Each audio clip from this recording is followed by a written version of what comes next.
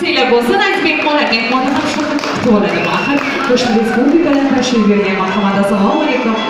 Keling davramizga chiqing. Siz uchun ta'zim.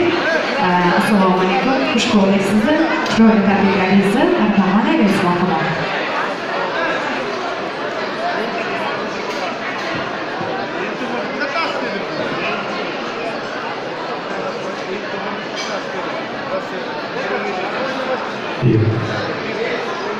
برای خداوند بخشنده و مهربان، برای خداوندی که جان آفرید، اندر سخن گفتن زبان آفرید. سلام عیدی، سلام یاران جانی، سلام بر منزل وقت و جوانی، درود ماست که پیک عاشقانه و سلام از تو نشاط از تو ترانه. مهمانان، دوستان عزیز و ارجمند، برادران گرامی، ما سلام آوردیم از تاجیکستان جان آوردیم و ملک زیبای ازبکستان آوردیم. ما سلام آوردیم، پیام آوردیم از نام مردم تاجیکستان و مردم ازبکستان آوردیم. مناسبت های تاجیکستان و ازبکستان که بهتر است. ما تاجیک ازبکی از ازل همه یک برادر هستیم. خدا کند که کنده نسازد.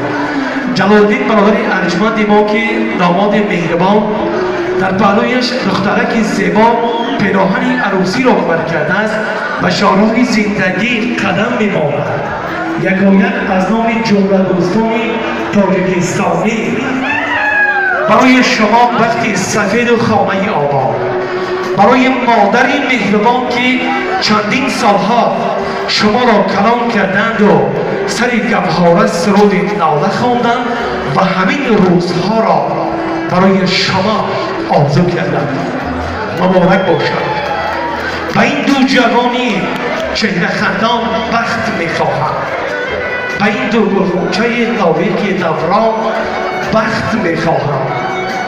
بختی سفید و خامه آباد، دل شادی و پر از نشاط میخواهم.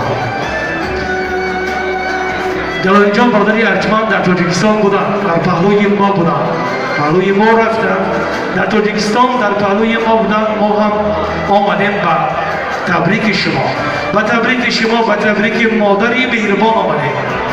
خدا کند که همین روز در شما داده است، هیچ وقت کنده نسازد. عشق و محبت شما که پیوند می شود هیچ وقت کنده نسازد، چون که عشق در دل شعله سوپ سعادت بوده است. عاشقی احساس بخشش های قسمت بوده است. در جوانی عشق بود و دولت دنیا نبود. این همه بی دولتی ها خوب دولت بوده است. بهترین گنجی که آدم یا این سیم و زر است. بهترین گنجی که گم کرده است و محبت بود. عشق و محبت شما کنده نسازد. به خاطر مادر و پدر ارجمند که امروز شما را کلام کرده، فقط خدمت مادر پدر کنید. یک جهان تشکر میگم میهمان دوستان. منظرت میفهم که به زبان تاجیکی حرف زدم. ما شما را انتظار هستیم در جمهوری تاجیکستان، در شهر دورسوزاده. ما هم انتظار شما هستیم که شما هم مهمان میشوید. ما هم مهمانداری را قبول میکنیم.